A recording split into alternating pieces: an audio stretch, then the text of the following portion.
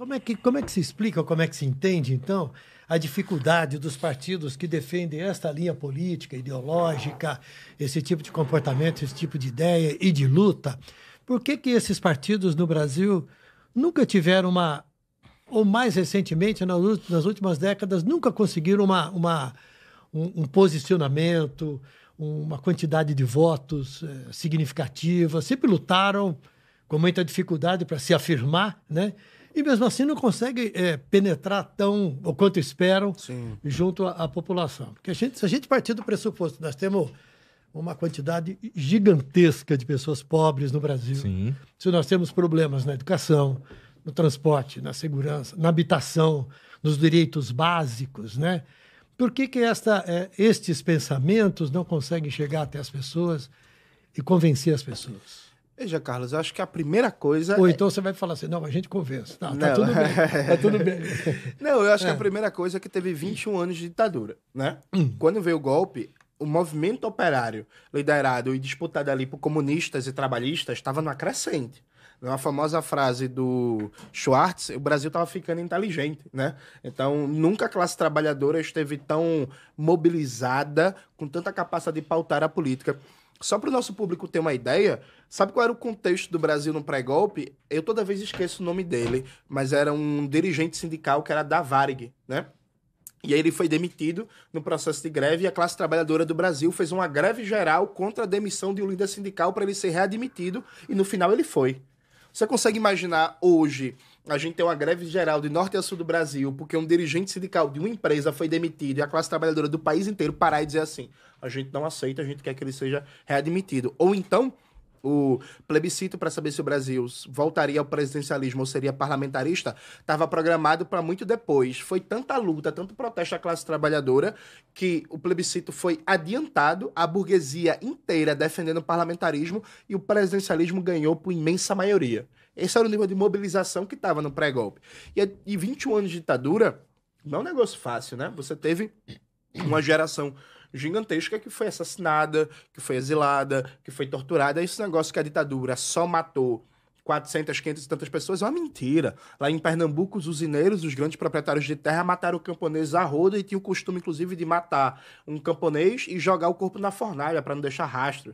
Né? Sem falar as barbáries que a ditadura praticou, por exemplo, com os povos indígenas do norte do país. Hoje, existe um debate muito forte do movimento indígena reivindicando uma releitura do que foi a repressão na ditadura e falando de mais de 3 mil, 4 mil indígenas assassinados por razões políticas de ditadura, só indígenas.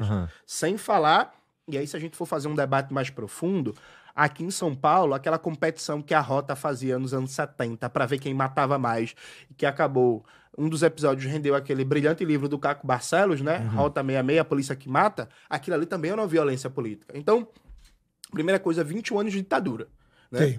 Que desestruturou o movimento comunista. Quando tem um processo de abertura nos anos 80, a gente já tem uma crise do movimento comunista em âmbito global. A União Soviética já estava com dificuldade, o campo socialista já estava com dificuldade. Quando eu estava nascendo, a União Soviética estava caindo, né? E aí veio que tristeza. Foi por isso que eu chorei quando nasci. Eu nascendo o campo socialista caindo. E aí a gente vive um rescaldo disso. Porque, repare, quando eu comecei a militar, qual era a realidade do movimento comunista brasileiro? Um monte de acadêmico, gente encastelada na universidade, e aí nada contra a universidade, mas assim, um perfil sociológico muito restrito, uma certa nostalgia muito grande da União Soviética. Aí você vai no YouTube e vai ver as propagandas dos partidos comunistas, propagandas eleitorais de 2010, 2006, alguém numa biblioteca gigantesca, tocando o hino da União Soviética atrás, falando palavras num jargão de militante, né? E que a maioria da população não conhece, não entende, enfim. Então, acho que nos últimos 10 anos a gente tem uma renovação, tanto a renovação geracional como a renovação de perfil sociológico. Eu, por exemplo, sou filho de uma mãe e de um pai que fizeram até a 4ª série, que não era militante, vim da favela da Borborema, comecei minha politização a partir do rap, não peguei os traumas da queda do Muro de Berlim, então não tenho medo de dizer que sou comunista, não preciso ficar, eu sou comunista, mais o Stalin isso, mais o Mao isso, não tenho esses traumas, esses tiques, não fiquei depressivo quando eu vi a queda do muro. Então, assim, estamos falando de outro contexto, outro perfil histórico e que a gente, do PCBR, nós somos internacionalistas, né, defendemos as lutas da classe trabalhadora no mundo inteiro, mas a gente entende que a gente está no Brasil. Enquanto atuantes no Brasil, nós queremos fazer a Revolução Brasileira, a Revolução Socialista no Brasil. E aí trazer o debate da proposta marxista para a realidade brasileira, compreendendo que o que se entende hoje como esquerda hegemônica não tem resposta para a maioria dos problemas brasileiros. E aí, claro, a extrema-direita também não. Então, acho que existe um terreno muito fértil para o crescimento de uma esquerda marxista, de uma esquerda radical. Sabe por quê? Me parece que há uma tendência global de o fechamento de espaços para propostas ditas moderadas, propostas de gestão do status quo. Então, seja a direita, seja a esquerda, há uma tendência de cansaço com o modelo político-econômico que está colocado e as pessoas querem mudança. E aí a mudança pode ir numa direção ou na outra, mas há uma difusa demanda por mudanças radicais. Em alguns países essa demanda por mudanças radicais foi mais para a esquerda, como é o caso da Colômbia, que teve o primeiro presidente de esquerda da sua história, eleito agora, o Gustavo Petro. Em outros países, infelizmente, foi para a extrema-direita, como o caso da Argentina com Milei e do próprio Brasil em 2018. Mas eu acho que está colocada a necessidade histórica da proposta radical. Mas a gente vê que o capitalismo também hoje é muito discutido. Sim. Os grandes problemas do capitalismo. O capitalismo não consegue atender às demandas e às necessidades e às expectativas das populações em geral, por isso vive uma crise. Mas, ao mesmo tempo, você acha que o comunismo tem exemplos de eficiência que poderiam convencer as pessoas? Não tenho dúvidas. A gente poderia pegar vários exemplos, tanto fora do Brasil, como inclusive conquistas do povo brasileiro que foram impostas pelo movimento comunista. Então, vamos pegar aqui alguns exemplos. Primeiro, o SUS. O SUS tem vários problemas, tem várias dificuldades, porque é subfinanciado, é desfinanciado e tal, mas o SUS, ele, por exemplo, impediu milhares de mortes durante a pandemia. Como é que o SUS foi criado? A partir da militância da reforma sanitária, profundamente influenciada pelos comunistas.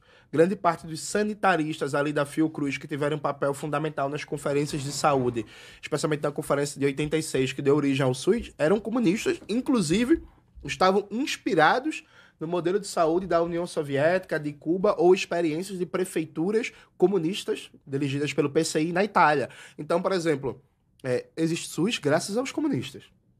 Primeiro ponto. Criação da Petrobras. A campanha O Petróleo é Nosso, como diria o grande Nelson Werneck Sodré, foi o maior movimento patriótico e popular da história brasileira, que fez com que o Brasil, que tinha uma dependência extrema de petróleo, que tinha reservas de petróleo para 30 dias, e volta e meia tinha crise de desabastecimento de combustível, a gente deixou de ter. Tem problemas. O combustível é caro. Dentre outras coisas, porque os acionistas estrangeiros e nacionais mandam na Petrobras. Mas assim, a gente não tem mais crise de desabastecimento de combustível. Só existe Petrobras graças também à militância do movimento comunista. E só para dar exemplos nacionais, poderia dar muitos outros. Para não me estender, a gente for pegar a experiência internacional, por exemplo, Cuba é um exemplo para a gente ter o que aprender, por exemplo, em saúde e educação. Cuba é radical no analfabetismo, a gente não, é um país muito mais pobre que a gente. Cuba tem um modelo de atenção primária à saúde que é excelência latino-americana. Lá em Pernambuco, no meu estado, em média, só 10 a 15% do orçamento da saúde vai para atenção primária. Então, a prevenção, os cuidados básicos são totalmente descobertos. A gente tem o que aprender. A China, tem um longo debate se a China é socialista ainda hoje ou não. E sobre Cuba também tem gigantescos problemas em Cuba. Exatamente, né? Mas aí a gente está pegando as experiências positivas que a gente pode adaptar para a realidade brasileira. Sim. A China, por exemplo, criou o maior sistema nacional de inovação da história da humanidade. Ela virou vanguarda de produção tecnológica global nos últimos 30 anos. A gente tem o que aprender com o sistema de inovação chinês.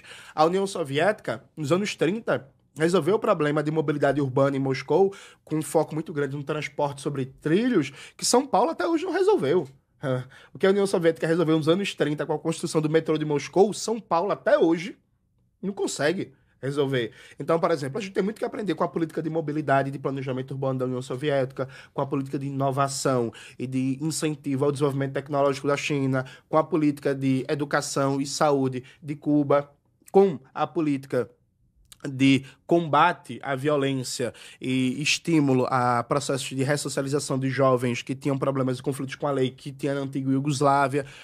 A política de defesa da Coreia Popular, tão demonizada a Coreia do Norte, fato concreto é que a Líbia foi destruída, a Síria foi destruída, vários países foram invadidos pelos Estados Unidos, a Coreia segue lá intacta, não foi mexida. O Vietnã hoje é um exemplo de segurança alimentar, porque o Vietnã trata o arroz, que é um elemento primário da alimentação deles, como item de segurança nacional. Então, pode exportar arroz no Vietnã, pode exportar arroz no Vietnã, depois que garantir o abastecimento do mercado interno, que é uma lição muito importante para o Brasil, né? Que é um dos maiores produtores do mundo de comida, e a comida é cara e tem gente passando fome. Então, a gente pode pegar o melhor de cada experiência, mas com um elemento central, Carlos. Veja, a Revolução Brasileira vai ser feita no Brasil, com as particularidades brasileiras, com as características brasileiras, com a história brasileira, com a fisionomia brasileira. A gente não quer copiar modelo, a gente aprende com a experiência internacional, inclusive de países que não sejam comunistas e socialistas. Então, para mim, não tem problema nenhum a gente fazer um debate sobre o modelo educacional finlandês. Ótimo. O modelo tributário, aquela desgraça dos Estados Unidos, é melhor que o nosso. Vamos trazer para cá. Muito melhor. Rico paga muito mais imposto lá do que aqui. A estrutura tributária dos Estados Unidos é muito mais focada na tributação de renda do que na tributação do consumo, como é no Brasil. Não tem problema. Agora, a revolução parte das entranhas do nosso país, né? A gente não quer copiar modelo, a gente quer, pelo contrário, desenvolver toda a originalidade do que vai ser a Revolução Brasileira, que, como diria Darcy Ribeiro, vai ser a coisa mais linda da história humana, porque o Brasil é foda, né? Imagina um Brasil socialista. É difícil de imaginar, cara. Não, Rapaz, é difícil, né? não. Tem um monte de gente do lado de lá, ó, tá se arrepiando. Os caras estão se arrepiando.